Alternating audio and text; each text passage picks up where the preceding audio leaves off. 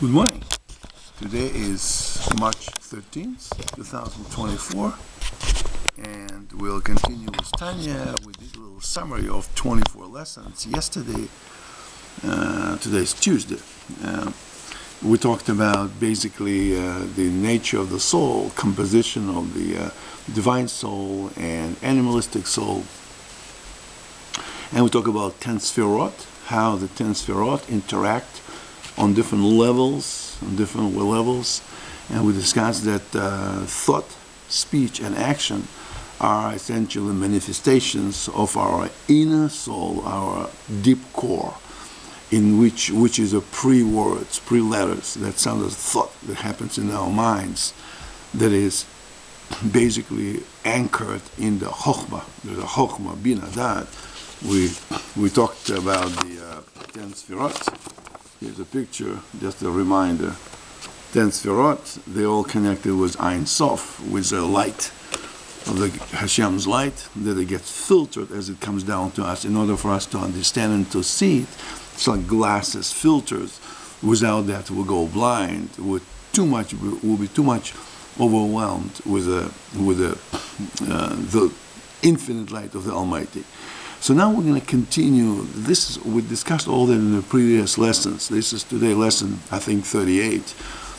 And now we're going to continue discussing, going deeper into the Tanya details. We talked about soul, having our animalistic soul have three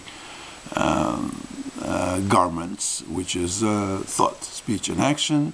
And a good soul has garments of good deeds, study of the Torah, and the prayers. And we discuss interaction between the two and how one pulls the other. Continual struggle for Benoni, it's a struggle for the tzaddik. He has taken control over that, transformed his animal soul into the good. For the Rasha, for the not a good person, it is animal soul that basically dominates him. We'll read.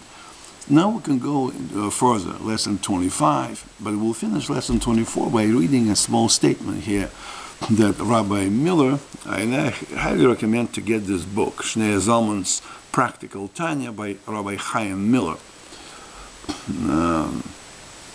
Gutnick Library of Jewish Classics, it says. We also derived in the last couple of lessons the unity of the whole mankind. Not it's a big news for anybody, everybody knows that. Essentially. So, using the Chokhmah doesn't mean that you have to forget about the world or form and drift into the detached state. So you don't have to become like contemplator, to be in a Chokhmah pre-thought to the extent that you just cannot function in the world.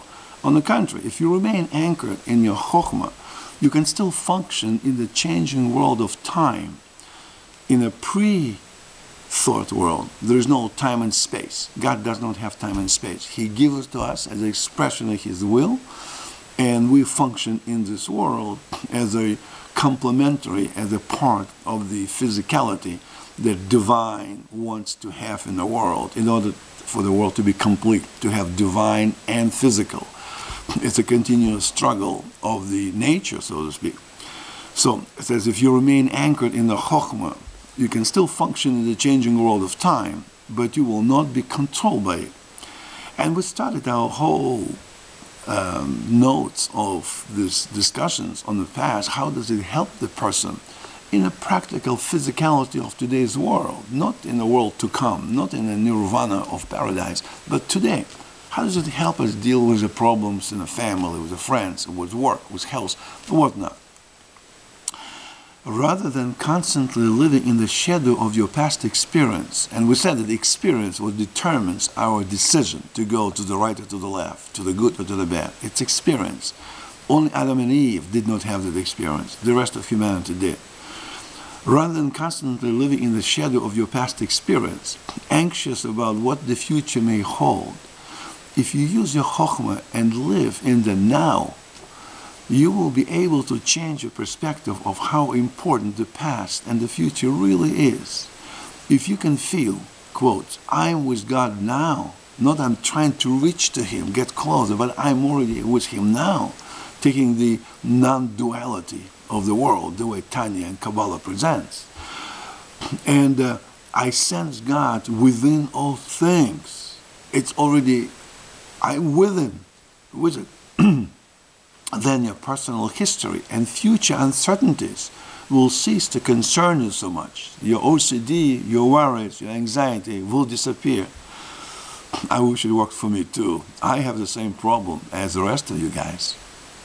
As you deal with the day-to-day ordeals of living in time, attachment to your chokhmah will help to, quote, control and dominate your perception of time so that it doesn't overwhelm you. So the bottom line here is it will help you. You can, if you reach to a pre-thought, which the prayer helps, study of the Torah helps, good deeds, mitzvot help. You'll be able to do it, or we all do it, on occasionally spontaneous times, and as we said, under extreme duress, under stress. But in a normal situation, it's difficult to reach, and sometimes we fall, as Tanya described in the past lessons, that people understanding that try to get closer to God. It's almost like banging to the wall when the door is open. And Tanya tells us another way to do it, to realize that Ein Sof exists, and it is not your objective, it's not your charter to get right into it, to try to get to it. You're already there if you understand your duality of it. As we did the recording the other day, yesterday, and we added a clip from Kung Fu. Remember American series with David Carradine, with the Kung Fu, where he is standing in front of the snake pit, and in a Wild West, and challenged by the bad guy, by the gang, that, well, you mean you have no fear? No, he says, I don't have any fear. Okay, show me. So he steps in a snake pit. But before he steps in the snake pit, and of course comes out of there, okay, he remembers, the flashback the grasshopper has.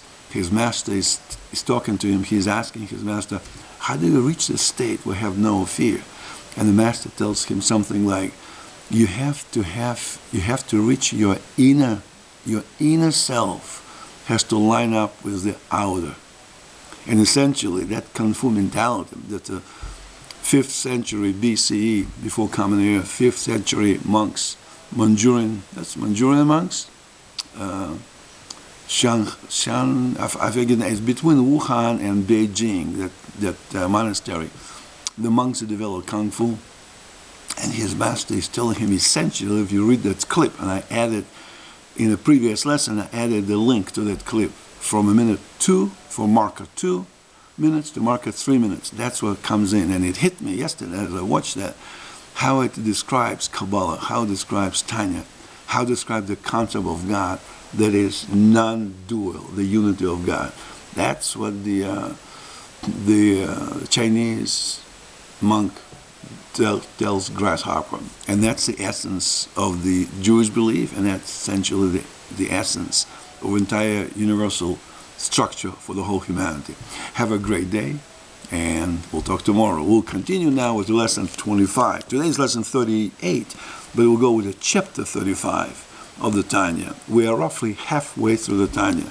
Let's continue to see what other interesting aspects it will bring to help us all, you and me and everybody, to live a good, non-anxious, non-worrying life, if such thing is possible. Of course, you're looking and say, well, is it really possible, despite what I'm hearing? Well, if you keep working on it, keep polishing your thoughts and soul, you can get there slowly. It doesn't happen overnight. To some people it does, but if you get there slowly, it's still very rewarding, soothing, peaceful, and good.